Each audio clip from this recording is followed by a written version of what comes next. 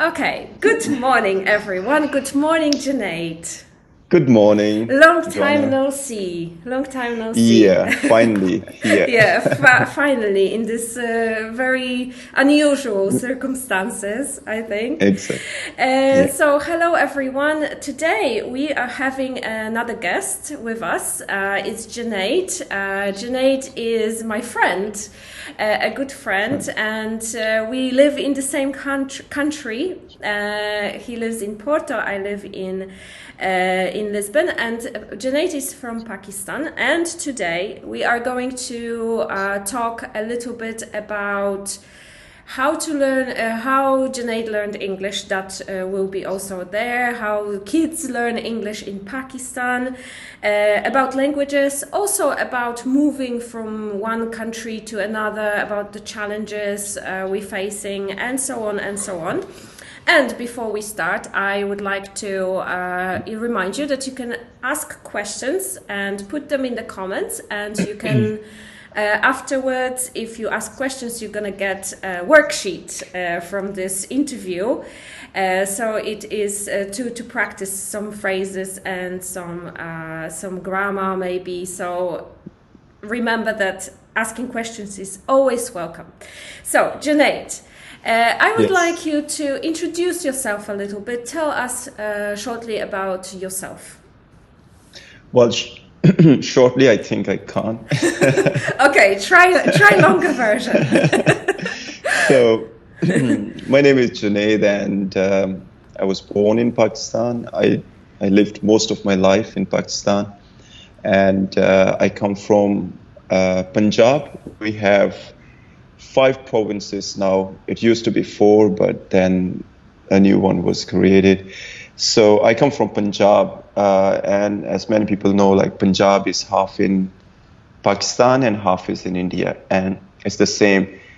On the Pakistani side, it's mostly Muslim majority, and on the other, Sikh, not Sikhs, Sikh with the turban and beard. So yeah, I grew up in Punjab. I come from, well, it's not a small city, but comparing with other Pakistani cities, is small. It's very small. But if I compare it with the cities in Europe, population-wise, it's a big city, and it's also called City of Education. And that's where I grew up. I had my education from there. I went to Urdu medium school, but they also taught us English as well. Whereas in Pakistan, if you go to government schools, back then you would start learning English from grade 6, like when you go to high school. Okay. I don't know. So it's pretty late then. Yeah, it's pretty late. Yeah. So I changed my school from Urdu English medium to the government one. So when I got there, I was only like 10 years old. 10 years old. And when I got there, everyone was so big. Like, I had boys with a mustache and everything. And the funny thing about English, nobody spoke English there. And they started learning over there, A, B, C, D, E.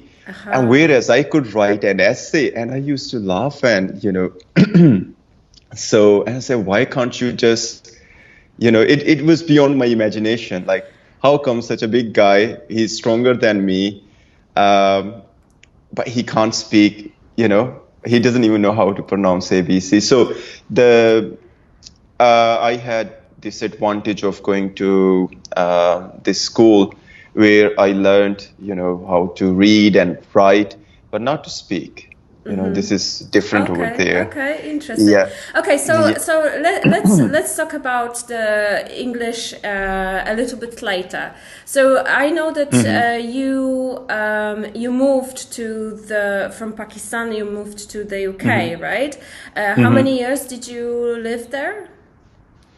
So I first arrived in Europe, in UK, was in 2011. That was a visit to extended family. And since then, I've been coming and going. I played cricket. In 2011, I didn't play cricket in the UK, but in 12 and 13, I played for one of the best club in London. I played for Ealing.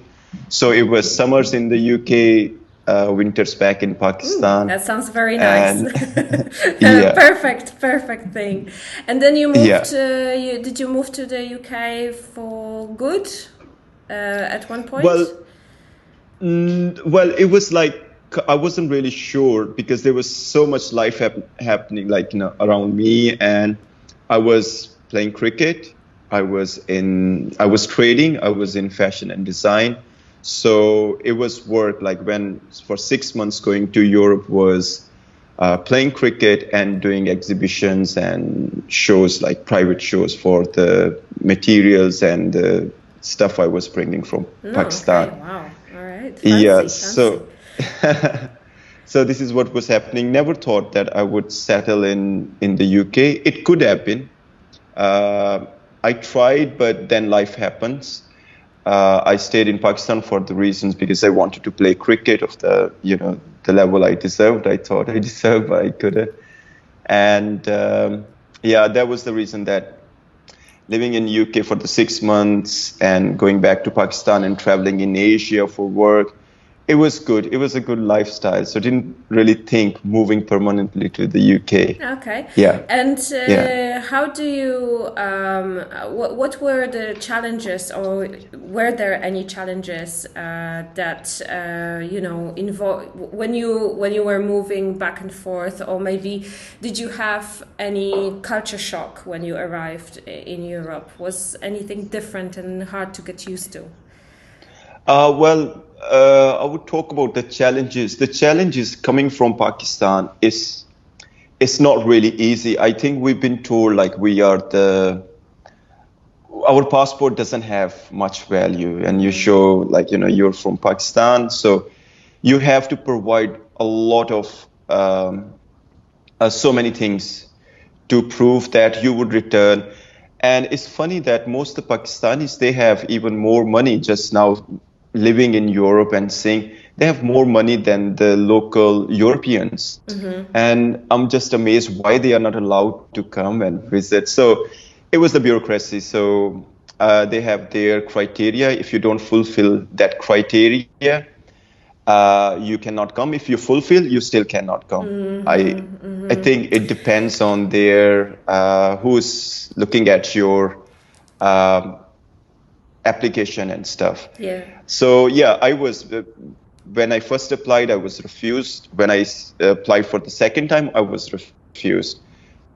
But third time, I think you have to be. It's like in life, you have to be consistent and determined. If you want to do something or achieve something, you have to be trying.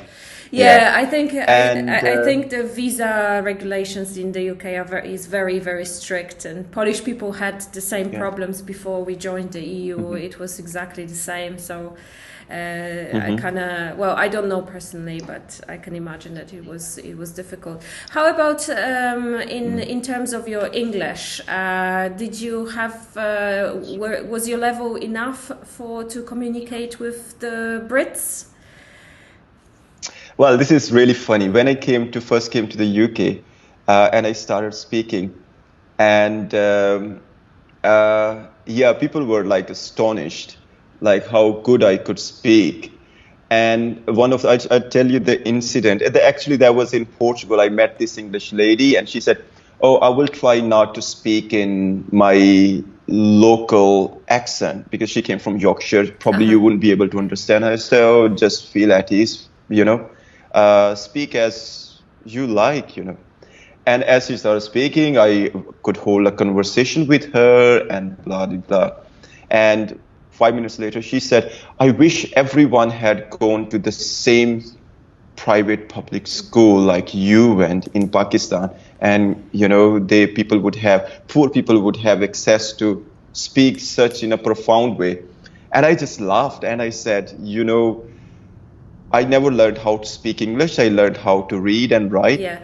I didn't go to the fancy schools. Okay, in the beginning, I went to local private school, but then I studied in government schools where we sat on the rugs and we spoke pure Punjabi, not even Urdu. People couldn't even speak Urdu properly. And my teachers, they would say, heart, the word heart, hurt. They would pronounce it as hurt. Your heart hurts, when, your wife doesn't cook for you, your heart hurts, so your heart hurts. Yeah. So that was the level of English over there. But the thing is, I was very ambitious about learning English, and my motivation behind learning the English was that I wanted to meet people, and I wanted to meet on a global level, like around the world. And I said, what can I do to understand them? Not they understand me, but to understand them. So if I understand them, I will form connections. So this is what I did. I just started learning by myself. And any opportunity, I looked around. I applied for the jobs where people could speak better than me. And I wasn't I wasn't embarrassed. If I couldn't speak, but I tried. So by trying. And this is how we learned English. Yeah. And yes, when I went to the UK, no problem at all. And people thought like I had Queen's accent, I had this, and that was really compliment, hearing from the local native speakers. Yeah. And sure, that really encouraged me to improve.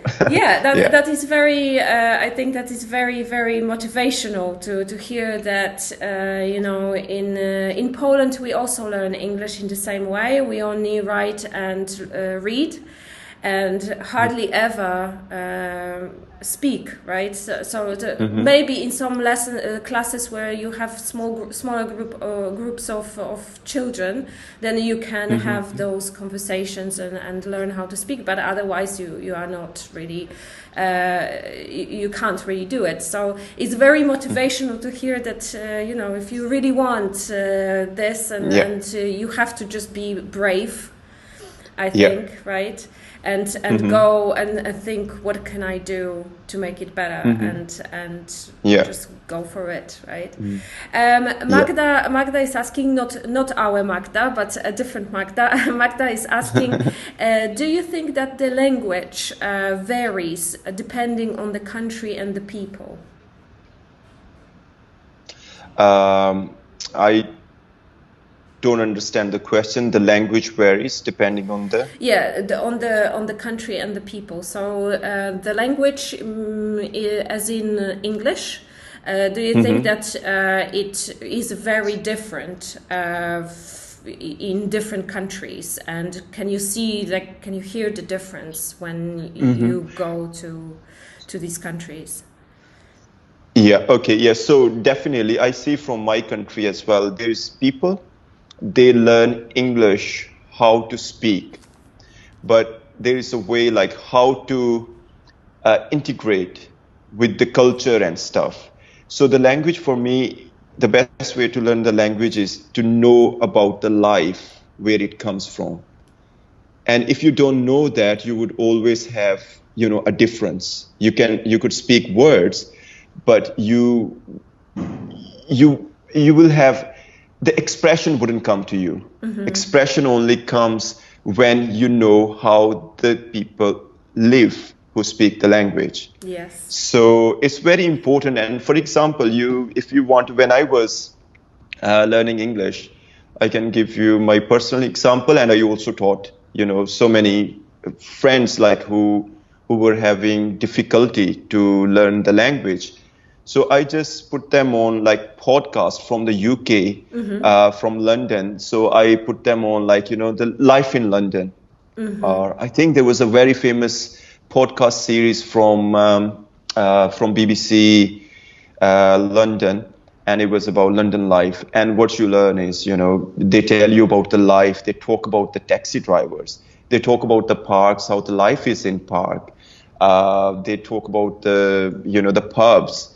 Restaurants, what are the etiquettes of going to good places, bad places, going to markets. So then you compare it with your own, don't forget your culture, but you compare it. What's the differences? And when you see the differences, when you become a critic, it really helps you to understand the culture differences and how to express in Yes. certain situations. Yeah, So I think that this is very, very important what Junaid says here.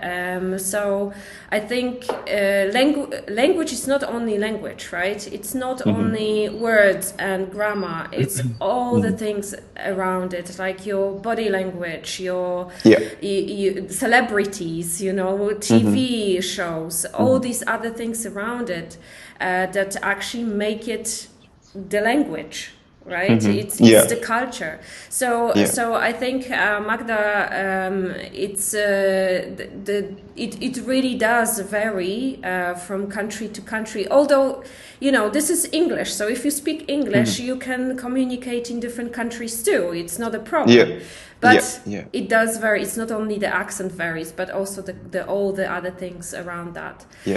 So for expressions around it. Yeah, exactly. So for sure. Mariola is asking, what country is better for you, UK or Portugal, in terms of life and work and language, etc.?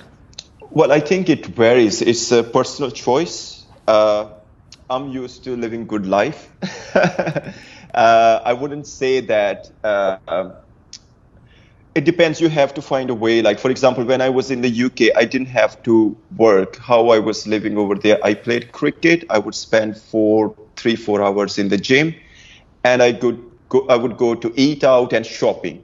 So for me, it was great life. When time came to, like, you know, move to London, I had to make a choice. No, I couldn't live in London, because if I have to continue living the same lifestyle, which is not shopping, which is not anything else, but having free time for yourself. So I had already seen and lived in Portugal, and I thought the quality of life. You know, I went for the quality of life, not the quantity I can have in my life. Like, you know, in London, you know, everything is bang on your face. You have so much. You can do so much. But do we really need so much, you know, to feel home? Yeah, so I definitely like, you know, I like to wake up in the morning and not jump in the tube, so I can spend 2 hours drinking my coffee. So the life in Portugal is definitely calmer. Would you say that it's more peaceful? Well, it's more peaceful. Like, of course, people who live here, they complain. Like the local, they say, "Oh, London is great. You know, we would like to go to France and stuff there."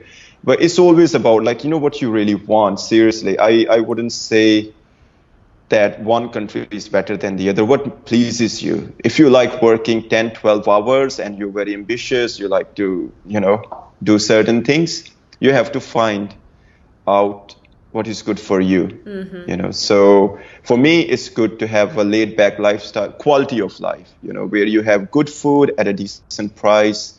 You have time, you can spend time with your family, with your friends. You can walk your dog for 3 hours, 5 hours, you know, 5 times a day. So for me, this is like good life. So I think also London is a city where even if you don't rush, you still feel that you know, the energy of London, of the place, gets really into you, right? Exactly. It's just busy, and it's a lot of pressure. A lot of pressure, you know. So you see friend comes and they tell you what they have done. Like the last weekend, they went to party, they went shopping there, and then you are calm type of person. Then you begin to start, oh, maybe I'm missing on something. People are doing so much, and I'm like, even though you're relaxed and you look better than them, you sound better than them. But then you still begin to think, like, you know, oh damn, did I miss on something? They did so many things. I'm sitting here in my very nice apartment, comfortable, you know, chair, reading newspaper. I'm missing something, you know. That creates kind of doubts in your head. So you have to know what you really want, you know. For sure. I don't know if there's another question. I'm not really sure if you will be able to answer that, but maybe you have, you know some people, and or I don't know. Is it hard to find work in Portugal?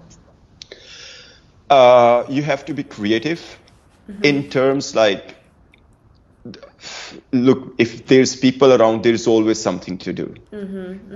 So if you're looking for just something specific, maybe you will have to. But, I believe one person can do more than one thing. And I believe the person who was she or he is not just, maybe have multiple talents and stuff. So, yeah, if you really want to, you can. You just have to be a bit creative. Yeah, I think also the language sometimes is a problem. It depends what industry it is. It's not like if you know English, you can get anything anywhere, because Portuguese is so very important in certain professions. I think that's the biggest challenge here. Yeah. Otherwise, it's not a very developed country. Maybe not a bad expression, but the employment market is definitely in a worse condition than in England or in Germany, for example. Yeah. So finding work could be a challenge because of that. Yeah, it could be a challenge, but you have to be creative, right. Really. Yeah. But I wouldn't say that it's so difficult. Yeah. But it's the industry where you're looking for your job. Yeah, and definitely the language helps. Yeah. If you can speak the language, then you can just walk and stand anywhere. Exactly. And how is your Portuguese, Junaid? Well, the thing is, I'm trying to learn. When I arrived here, I learned one sentence, which is "Estou a tentar aprender português," that I'm trying to learn Portuguese. And since then, I've been speaking the same one single sentence to everyone who comes across. They say, "Oh, do you speak Portuguese?" And I say, "Estou a tentar aprender português." And so, muito bem, very well. You already speak. Yeah, but the thing is, I was very motivated when I arrived here. I was learning really fast. But the thing is, for me, moving to another country, as much as I want to know about the country, I also wanted to know about myself. I wanted to spend some quiet time, not knowing, not learning, and, be with myself. So I thought, okay, I will have a break, and then life happens again. I started playing cricket coming summer when I arrived, and everyone spoke visiting international teams, they all spoke English.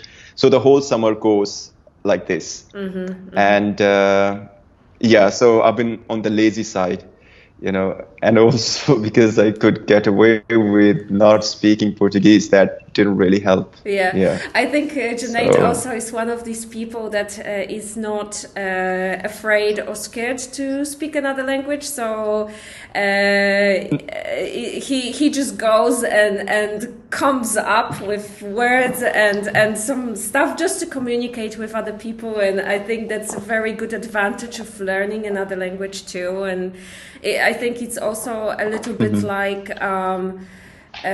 similar to your English learning, right? Because you also went out and just started speaking and tried it. And I think with Portuguese it's the same. Mariola is asking for you to say something in Portuguese, if you don't mind. Yeah, sure. So, eu pago mais tarde. Okay, what does that mean? It's mean I'll pay you later. So okay, this is what I do. That's a good phrase to have, I think. But I have been here for 3 years, so I can't really speak the language that much. I think Junaid speaks much more than me. And how do you, because you moved to so many countries, to many places, how do you make it so you feel at home? How do you, I'm not talking about accommodation. I'm talking more about the stuff around you, right? Yeah. So how can you make yourself feel at home in a foreign country? So I think it's important, like why you travel at first place. I haven't traveled to. I didn't have ambition that I would go to places and visit them, and just to visit them. So when I travel, I would say I have traveled quite a bit, but I travel for life.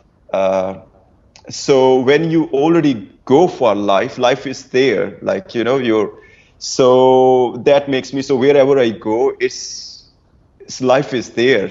So whether it's the relationships or work, and it feels home really, like with that. You don't have to find a life to live there. So this is how it worked out for me, and I pretty much felt home wherever I am, like, so Yeah. I don't even have to try to feel home. So yeah, sure. And how do you, because so just to give everyone some background, Junaid is a creator of Nomadic Munchers. So maybe first tell a little bit about what you do there and what your mission is. So the at Nomadic Munchers nomadic is nomadic, munchers is like munch. The thing is, I cook. I'm quite proud of my heritage, where I come from. Why? Because I have reasons to be. People may see Pakistan a third world country, but we are one of the oldest civilization, so we know more than probably, in other ways, not, we cannot be mastered in every area of life. So I really thought that what we have in Pakistan, and the food especially, is something that is really good and is amazing thing to share with people. My motivation was, when I came here, arrived in Portugal, I was welcomed like anything and everything. I had no problem. People people really, everywhere I go, people were nice to me. And they were sharing, even I would go to the shop and I say, I want to go there. Even when I couldn't speak properly, they would come out or draw a map on the tissue paper to go there. And I was so touched, and I wanted to share something with them, which I did. I offered them free, keeping fit kind of stuff. But I think they love their bread and their wines, so that didn't really work. So I said, I have to do something that they really like. So I started doing Pakistani food. And again, I wasn't a professional chef or anything. I could cook. I improved since I started cooking. And this was something to share with people, and it just grew. So I started doing the social food events, where I tried to connect the locals with the expats and the travelers. So sitting around the table, everyone mingling so well, just, it was magical. You have been you've been to one of the events, and it was amazing. Yes, absolutely. Like, the buzz is nice, people are nice, food is nice, and everyone is so relaxed. It's such an unconventional way to break the ice, meet new people. So this is what I did. Go on, sorry. What I do. So what I do, and let's see how it goes, because we had to change the way of our operation. The way we were operating. Now we are doing deliveries and takeaways, but with that intimate touch, like, where people feel like, I always try to add stories, where food comes from, why it's cooked this way, and blah, blah, blah. This is what I do. So basically, I cook food that connects people. So I must say, like, I have been to one of the events, and it was amazing. If you ever go to Porto and want to socialize with people, you want to meet other people, also this is a great opportunity for you to speak English with people from all around the world, because when I was there were people from New Zealand, from Australia, from Pakistan, from India. There were Portuguese people, so really a lot of people from different countries. So I really recommend checking out Nomadic Munchers and going to the social event if it's, because Junaid doesn't do it once a week, or it happens kind of spontaneously in a way.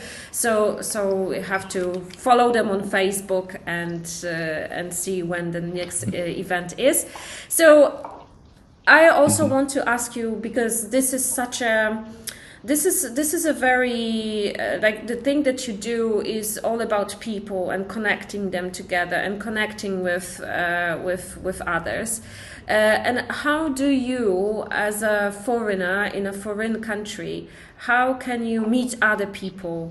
And what do you do to open yourself up to new friendships and at the same time feel at home as well? Well, I don't know. This is a very personal advice a friend of mine gave me, and I would like to share because it's going to help so many people as well. My friend, he came from a very good family, very influential family, around the world. So I was speaking. He was like my mentor as well, and he studied and grew up in the UK and New York and stuff like that. And I was speaking to him, and he said, Junaid, oh, you are going to the UK? And I said, yeah. He said, just be yourself. And he said, the day you start to play the game, their game means, it's not a game like, in a way, like, try to be like them. You lose. You could just be proud of who you are and share it with people, because you are a good person. In general, we have something good here with other people. So everywhere you go, when you meet people, don't be shy to share what you know and tell them who you are. And that opens them to, do the same for you. So when you form a friendship, everything is open. It's already like, because you're already giving something by sharing your life story, where you come from. And there's nothing to be afraid or shy of, So we are all human beings, and just share what you know. Yeah. That's So a very good I advice. think this is my approach. Yeah, that's a very good advice. Yeah. And I also wanted to go back to the learning English when you were a kid, because that's also, in a way, that also defines how you approach people, and that you have that opportunity to actually meet people from all around the world thanks to your English. So do people in your country, do they speak English in like fluently? Can a tourist go, for example, on the street and ask questions in English? Okay, so, well, this is funny. The people don't even speak the national language over there, which is Urdu, because I grew up in Punjab. And when I was with, some foreigners or friends, people would start to speak in the national language. They would assume that speaking the national language, which is more refined, they would understand. I see. Yeah. But somehow people managed to understand each other through the body language, because they were open. They wanted to know. Again, they were curious. They wanted to know. They would see a white person and they say, American or English. So already when the other person would say, no, I'm not from America, I'm from England. Okay. That's pretty common, I think, in many countries. Or you could be, you could be Dutch or anything. So they would people don't speak. In general, people, like we have like such a big middle class and lower middle class population in our country, which is the majority of the country. They do not have access to good schools. Again, they can read and write, but they cannot speak. My family, I was the only one who could speak English because I taught myself. Whereas my brother, he was more qualified than me. He could hold he could hold small conversation, but he didn't practice, so he couldn't speak fluently. But now in my family, they all speak. Even my mom speaks so many sentences in English, and she can, yeah. But in general, no. We learn how to read and write, but never to speak. So speaking comes with the practice, you know. So, And yeah. you basically learned it by yourself. In comparing to other people, your English is a little bit more fluent. Oh yeah, definitely. Even when people who have been speaking from the very beginning, like they went to fancy school, they can speak superb English. But when I speak to them, it's like they think I always studied English, or sometimes they say, "Oh, you were born in England because you have you don't speak traditional Pakistani, or you don't speak with the traditional Pakistani or Indian accent." I think it's very important who you learn with. If you start speaking to the people, they the native speaker. I think I would suggest always find someone who comes from the country where they speak the language. The language is for example, make friends with the people who come from England, and that's where if you practice more with them, you would you would start to mimic them, and opportunity to practice a lot with the what do you call that, the native speakers. My friend, he was American, then so on and on. So yeah, you have to practice, and you never know. Like now, I know more words in English than I know my own language. So I think I'm more native to English than because I know more words. So in English, because when I work, I use English, so it can happen. But so you don't really have at the moment. You don't really have that much of a contact with your mother language. No, I only speak to my family, but it's like riding a bicycle. Once you never forget. Yeah, that's true. Yeah. So, that's true. So same thing would happen with the English as well. Yeah. Well, I think that's normal actually, because you speak English all the time, and I think it's your English probably evolves much more than your mother language, and if you don't have contact with it, it's hard to keep up with whatever it's going on with your own language, I think. Okay, so I know that the internet is not that great where Junaid is. I'm sorry about the interruption. It's a little bit, it breaks up a little bit, but I hope it's going to be fine. We still can hear you, so it's all good. Finishing off today with our conversation, I want you to tell us a little bit about the food, because the food is a very exciting, always very exciting subject, and you love to cook. So, and I must say that Junaid gave me a very good recipe for naan bread. If you're familiar with Indian food, for example, you might know what naan bread is. I tried to make it. It didn't really come out very good because I'm not a very good cook. But my boyfriend yesterday, Chris, made it for dinner for himself, and it was perfect. And it was very, very good, I must say. It was delicious. So I think Junaid would be very, very proud of it. But tell us a little bit about Pakistani food. What kind of flavors do you have? What kind of spices do you use? Or what is the essential, maybe the national dish that you are, everyone knows and it's famous for? Okay, so the Pakistani food is not Indian food, first of all. They do curries. We don't even use the word curry. We use word masalas and kormas and kadais. Pakistani food is we use this. Maybe you have heard about garam masala. So garam masala is the mixture. It's a blend of 7, 8 spices that we use, like which has cumin, cinnamon, star anise, black cardamom, so on and on. Cloves. So we use those spices. They are full of aromas and flavors.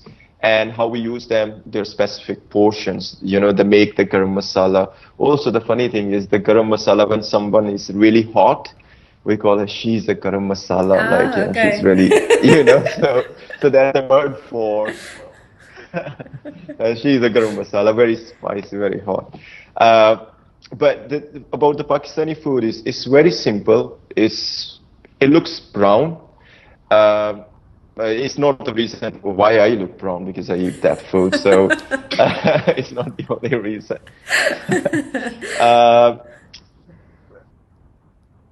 But it tastes so good because of I think it's not just the flavors, but also the health benefits of the spices. Maybe I don't even know what each spice does, but it's full of flavors, smell.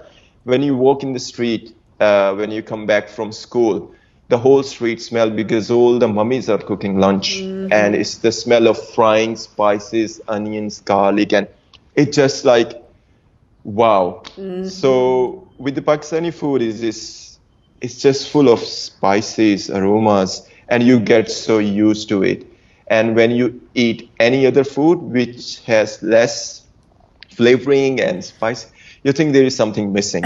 Yeah, I can understand that because with Thai food is a little bit the same. I think Thai people, for example, they think that Western food is not very good because it's not spicy or it doesn't have all these flavors there, right? So when you eat Portuguese food, for example, probably is for you not that great, right?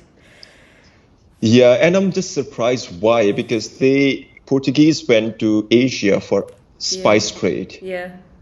Okay, so I think sometimes again it's being afraid of trying. They think maybe they would do too much or they would do, but if you don't try, you will never know. Yes, absolutely. Absolutely. It is actually it is a very interesting thing. I didn't think about it, but actually, yes, they were in Thailand for a very long time, for example, and they never picked up anything from these countries that they had Goa, that was their colony, right? So in India, and they never actually added the spices to their food. It's an interesting thing. Okay, Junaid, I would like to thank you very much for today, for sharing all your experiences, for telling us about your English journey and all that. Thank you so much, and for getting up so early in the morning today. No problem. I get up early. My dog wakes me up. Yeah, true. Okay, thank you very much, and thank you all for watching and for being with us here. And I hope to see you all soon. Thank you. And of course, I just wanted to remind you that on Monday next week we're also meeting at 9 o'clock as always. So I see you then. And Junaid, I'll hope to see you in Porto at some point soon. Yeah, definitely. I would like to say one thing, which probably is going to help the English learners think in English. That's hard, I think. How do you practice this? What is your tip? So it's again like you begin to, when you embrace yourself with the culture and stuff, you learn about something, just think yourself in that situation. You see yourself that you are like going to the pub. If you learn something about online, how it is going to the pub. Every time you go to pub, think that you are in England, going to the pub, not a traditional bar, and just act. We are all actors anyway. We act, time to time, Sometimes just we act, when it is, the sheer urgency, Sometimes we refuse to act. So just think, put yourself in that. I think that's that really helps. Yeah, that it does. I think that's a very good advice. I always I encourage my students, for example, to when they do something, to think like, for example, they cooking. And to think, oh, I'm cooking now. I'm going to take onion and I'm going to cut onion or chop onion, and I am putting this on the frying pan or something like that. So commenting what you're doing in English is also very helpful. Yeah. Good advice, Junaid, for sure. Yeah, thank you, Joanne. Thank you for having me. And no it was problem. Always, it was a pleasure seeing you, talking to you. Same here. Thank you very much. Bye-bye, everyone. Thank you. Bye-bye.